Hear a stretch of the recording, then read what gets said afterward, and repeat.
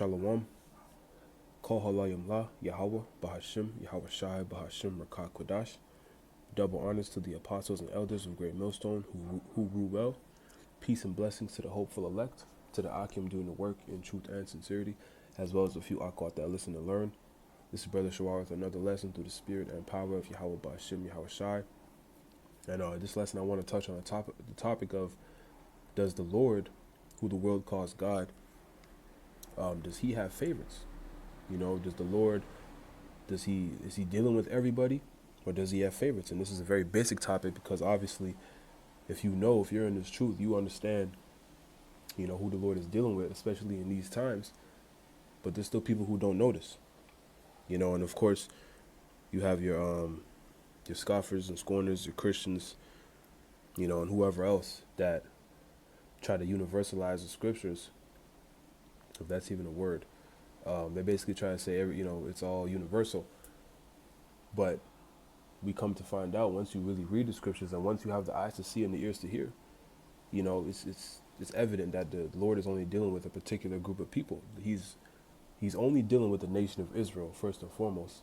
Everything was, given and promised to the nation of Israel. Everything is about the nation of Israel. Anytime the Bible is pretty much it's a family book, for the Israelites. This is our heritage, our customs, our laws, statutes, and commandments, our history, and the Israelites today are the so-called Negros, Latinos, and Native Americans, according to biblical prophecy and history. And then you have Israelite foreigners, Israelites in other nations, because we've been scattered amongst all the nations that are upon the earth, hence the curses. But the bulk of Israel is going to look like, what we typically look like, which, even now we look a little different, but typically is your typical so-called Negroes, Latinos, and Native Americans. So let's hop into the scripts. And, like I said, this is a basic topic, but it's still very important. So this is Deuteronomy 7:6. It reads, "For thou art an holy people unto Yahweh, thy God." So, of course, the Heavenly Father's name is Yahweh, and his son's name, his only begotten son's name, is Yahweh Shai. Right? So that's obviously a very important aspect to who the Lord is dealing with, because only that remnant, that elect, is gonna, not only the chosen, the elect in this time is gonna have the name of the Lord, but those of the circumcision are gonna have the names of the Lord. So not the whole world, So, because the whole world isn't calling upon Yahweh Ba'Shem, Yahweh Shai, right? But I'll get a precept on that a little bit after. So let's start from the top again, Salakia. This is Deuteronomy 7:6. It reads, "For thou art an holy people unto Yahweh thy God, and Yahweh thy God hath chosen thee to be a special people unto himself above all people that are upon the face of the earth." And of course, this is dealing with the Israelites when you read the chapter. So the Lord is saying he's chosen us, the Israelites, and this is back in the time of Moses. So he's chosen us to be a special people to himself, so close to him, that are above, not equal to, not lesser, above all people that are upon the face of the earth. So all these other nations, man. And the scriptures tell us that the Lord doesn't change, man. The Lord doesn't change. So this still stands. This hasn't changed.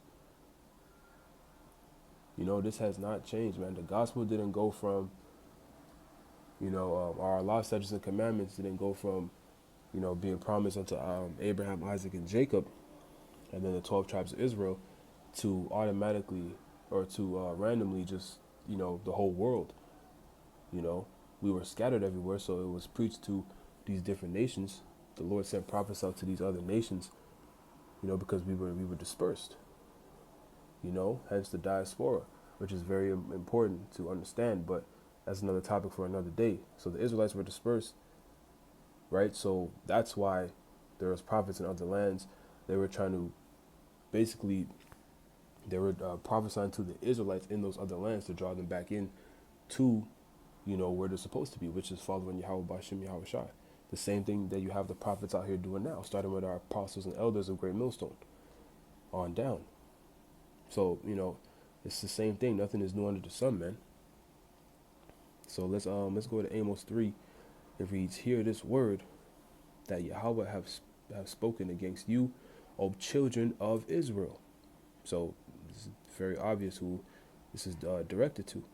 "Against the whole family which I brought up from the land of Egypt, saying, you only have I known of all the families of the earth. Therefore I will punish you for all your iniquities." Right? The Lord put the Israelites under curses for being disobedient to the covenant he made with us, with his people. He didn't punish, he's not punishing these other nations, because of their disobedience for not following the law, statutes, and commandments.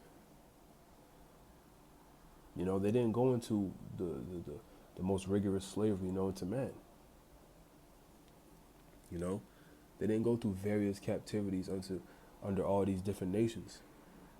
In Egypt, the Babylonian captivity, the Persians and the Medes, Assyrian captivity, Greek, Roman, and now American. And America is also known as Babylon the Great in the scriptures. But these other nations didn't go through all this, man, because the Lord is what? We just read it. He said, let's read it again, Amos 3:2. "You only have I known of all the families of the earth. Therefore I will punish you for all your iniquities." So the Lord is dealing with us. He deals with us differently as a nation because he only cares about us, man. It's the same thing as a father, and I don't have kids, but it's common sense. As a father, if your kids are playing with some bad kids or whatever, and they all get in trouble, they're doing something stupid, as a father, you're gonna chastise your kid, punish your kid, not care about what the other kids, what happens to them, because that's your kid you're dealing with, and you want him to learn from whatever mistake he made or whatever the case may be. So you're gonna punish him. You're not gonna really care about what the other parents are doing with the other kids, because it's not your kid. It's the same principle, man. And even on a greater level in these times, because now you have a remnant of the nation of Israel that the Lord is dealing with, the elect, that is prophesied to be delivered from the destruction coming, and to be the first Salaki, not the let me word this correctly, but it's prophesied to be to make it on the first go around. That's what I meant to say. To make it on the first go around into the kingdom of heaven, and that 1/3, which the 144,000 is a part of that 1/3, and that's that governing body. That's going to be ruling in the world to come and in the kingdom of heaven. Yahweh Batazah, we are a part of that number. Those of us who are sincere in this thing. So the Lord is dealing with a remnant in this time, and even, like I said, on a smaller level, he's dealing with us as sons, as he used to the whole nation.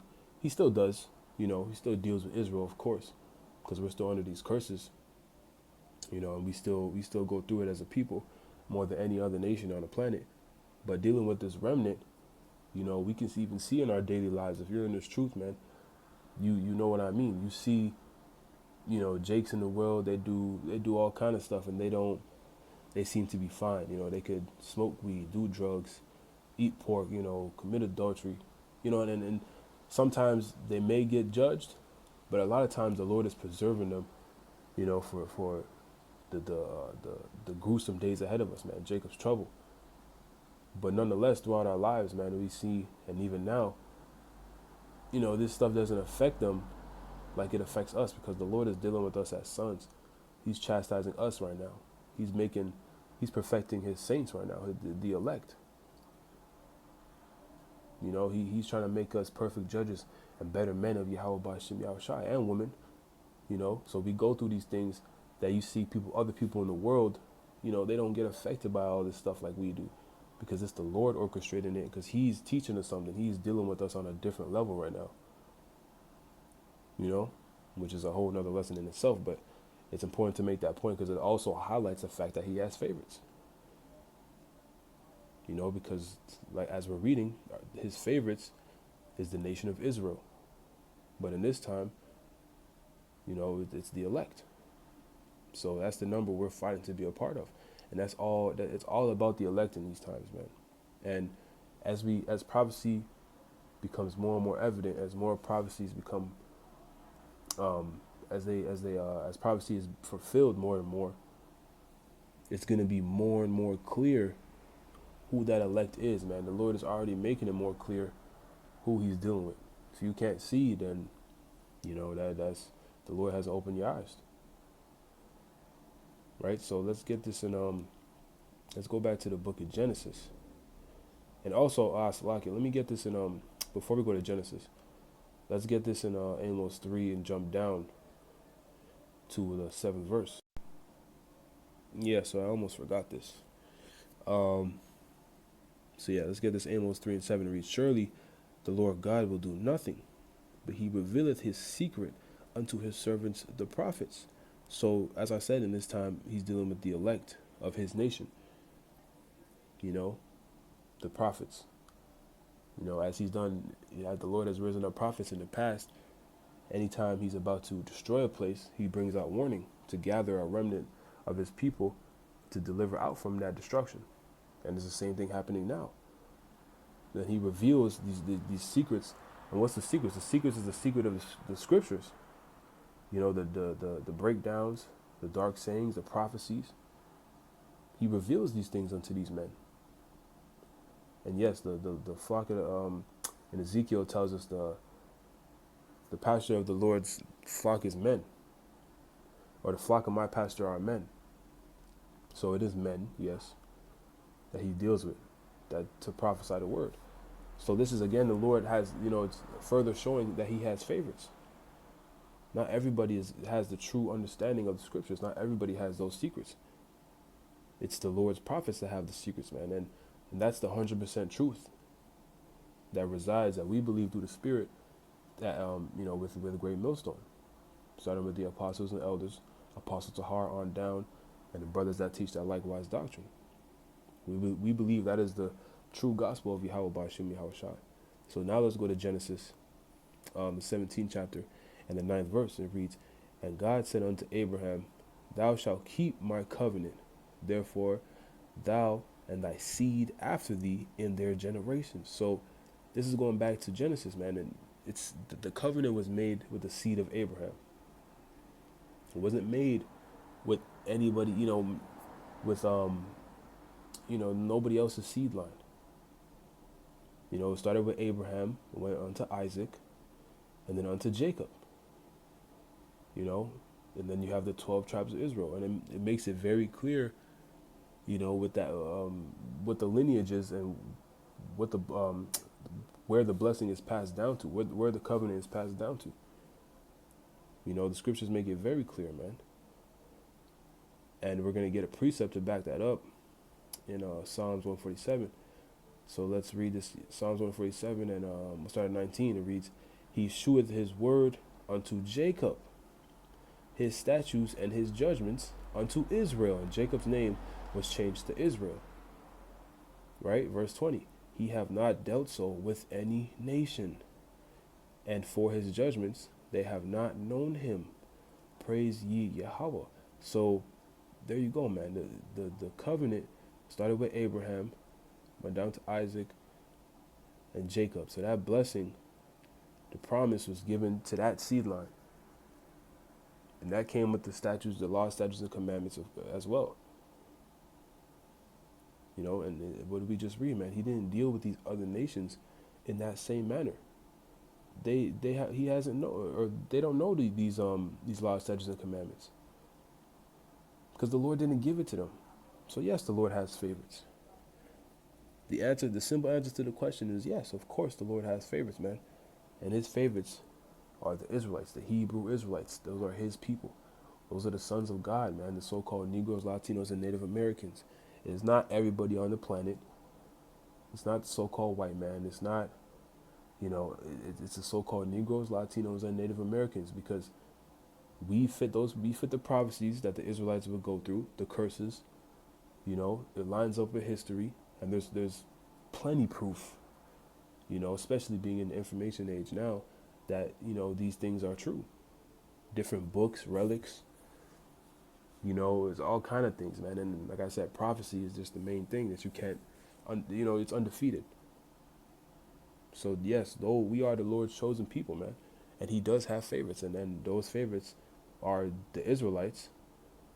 And in this time, because 2/3 of our nation, tells us in Zechariah 13:8, are marked for judgment because of their wickedness and disobedience and unwillingness to turn back to the Lord, they gotta go. But that 1/3, that remnant, is who the Lord is dealing with today. Because this is a movie. This is the Lord's movie. There's the protagonist, the antagonist, and there's side characters. The protagonists are the Israelites, and really the elect.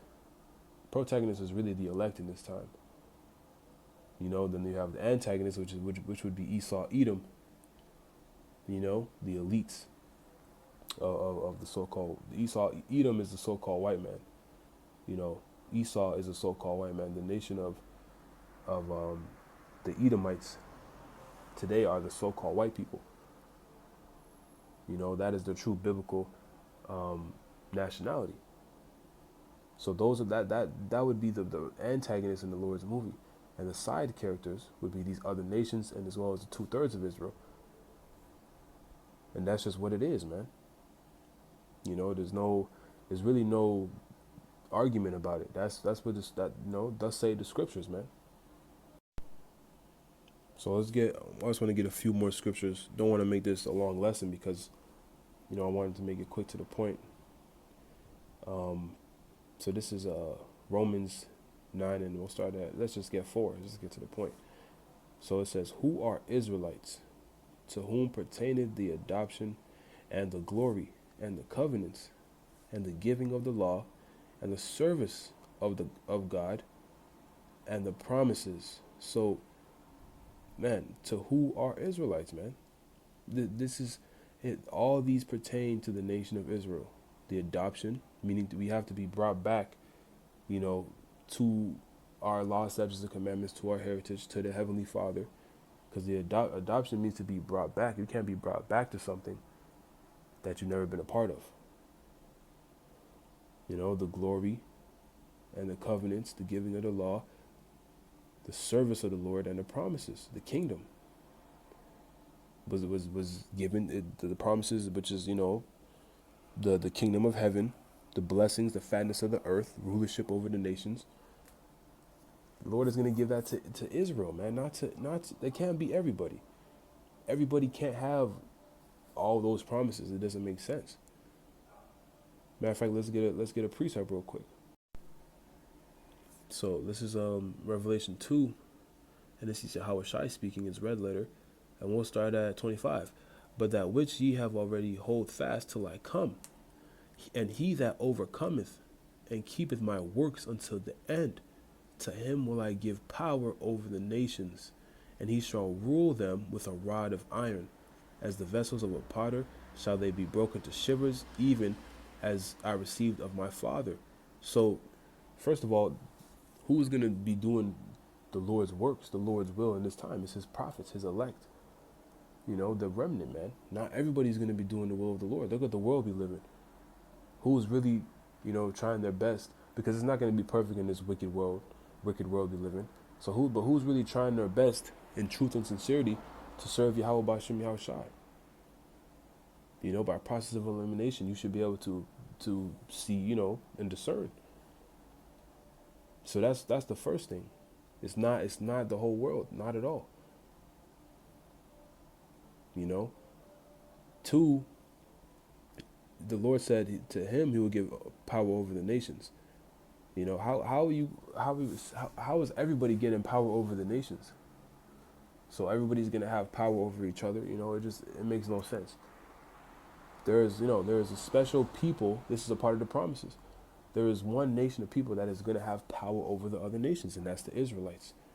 Starting with the 144,000 and the rest of the remnant, the rest of the 1/3 that's prophesied to be delivered in the times to come. Lord's will would be a part of that number.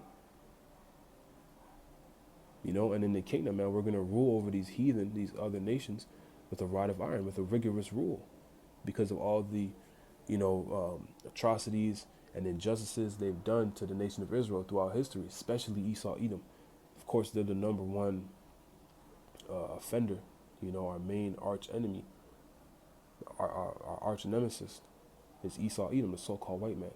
But these other nations, they're not innocent by any means, especially the elites of these other nations. And that's how it's going to go down, man, because that's righteous judgment. That's proper justice, man, and it's coming from on high. See, but when you start bringing stuff out like this, man, this is where the people of the world get uncomfortable, because they don't, they can't. Not only do they not want us to be on top, but it scares them, man, because they know deep down, man, that this is right. They know deep down this is right. Anybody with a a sound mind, which shit, a lot of people nowadays, they don't have that. But anybody with common sense, can agree with the justice that the Lord is bringing to the nation of Israel for everything that's done to us. But we live in a wicked world, man, and these people, even Jake, man, Jake don't want rulership. A lot of Israelites don't even want rulership. They don't want to be Israelites. They don't want to be sons of God. They don't want to inherit the fatness of the earth, and have a nation in order, peace among our people. And they don't want to be in line with our heavenly Father, our power. That's why 2/3 gotta go, man, because they love this place. They love the wickedness. They really love being slaves. And it's sad to see, but that's why they gotta go. Like I said earlier, this is a movie. The Lord, this is the Lord's movie. So, the roles gotta be played. Roles have to be fulfilled. So let's get this last precept, and I'll close it out. This is Romans 9. Let's go back to Romans. So Romans 9:26. It reads, "And it shall come to pass that in the place where it was said unto them, Ye are not my people, there shall they be called the children of the living power." So where is that happening, man? That has happened in Babylon the Great and really the rest of the world. But it started in Babylon the Great and mostly in Babylon the Great, which is America. The Israelites, they were told that they were all these proverbs and bywords pursuant to the curses: Black, Hispanic, Native American, Negro, wetback, savage, indigenous people, Dominican, so on and so forth. But now what? We're being called through the spirit and power of Yahweh by Hashem Yahushai, the children of the living God, because that's who we are. The truth is being declared. It tells us that in is it Baruch 2nd chapter? Let's get it quick. Let me get the precept quick before I butcher it. Yep, Baruch 2:30. It reads, matter of fact, let's start at 29. Baruch 2:29. It reads, "If ye will not hear my voice, surely this very great multitude shall be turned into a small number among the nations, where I will scatter them, the elect." Verse 30, "For I knew that they would not hear." Let me start that over.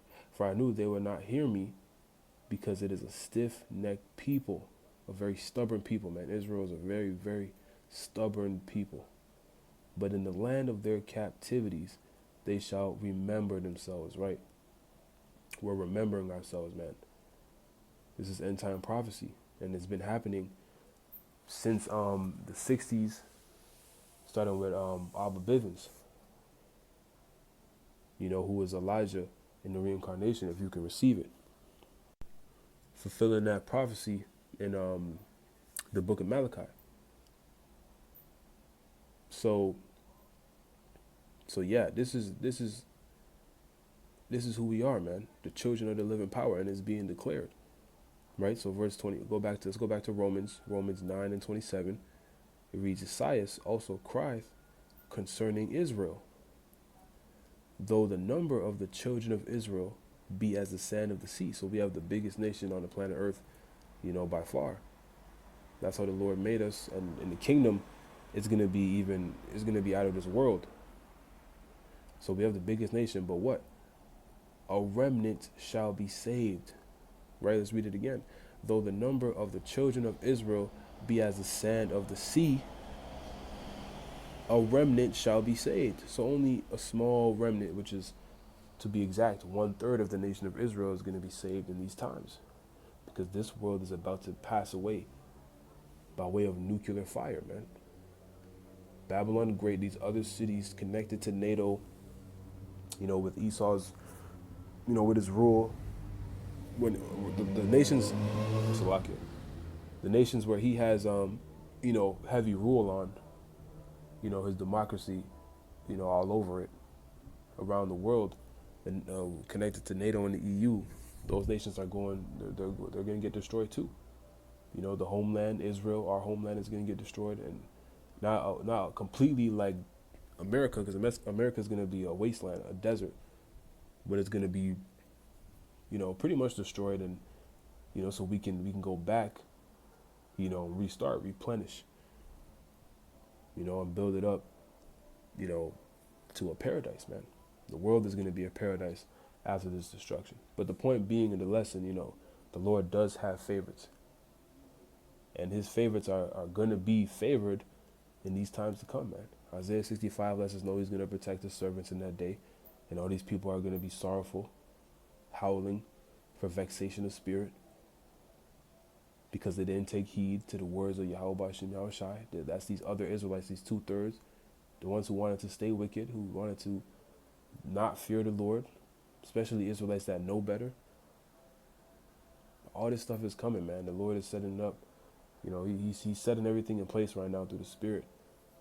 This devil's new system, the MOTB, World War III, food shortages, famine, this new lockdown coming, probably a cyber attack as well. They're going to attack the power grid, because they got to do, and this also this bird flu is apparently has hit the U.S. soils too. So we'll see where they go with that. They're probably going to, use that to further cause more chaos, because they want that order out of chaos, man. That's how they want to implement this thing. They're going to trick the people and basically, how they always do, man. Finesse people into doing what they want to do, or force. It's going to be a mixture of both. That's how Esau operates. But nonetheless, man, the Lord is setting everything up beautifully. But his favorites in this time, which is the elect, that remnant, are going to be just fine, man. Lord's will be a part of that number. So keep enduring, man, and keep serving Yahweh Ba'ashem Yahushai as a man and woman in his truth, especially a man, because there's more of us, of course. Go hard, man. You just go out all out in the spirit. Pray, fast, do your lessons, go to the highways and hedges. Be involved in the ministry some way, because you may not be a teacher, you may not be a prophet, but really as a man, you should be. That's what you should be striving for. But nonetheless, man, we all got different portions and gifts in this thing. So, wherever the Lord has you, embrace that role, take it head on, and try and dominate it, man. Because the Lord is about to make it evident who his favorites are, man, with spiritual power, miracles, and all. And of course, when we, Lord's will, we be those men, when he beams us up in those chariots, while this place is being burnt up, and all the wickedness is getting burnt up with it. So that's what we long for, man. And of course, we know after that is the kingdom of heaven. So, yeah, man. Lord's will, this was edifying, and, did what it's supposed to do through the spirit and power of Yahweh Ba'ashem Yahushai. So I'm going to close out, give all praises, honor, and glory to Yahweh Ba'ashem Yahushai. Double honors to the apostles and elders of Great Millstone, Shalom, Kwam Yasharala, and the Bible Ball.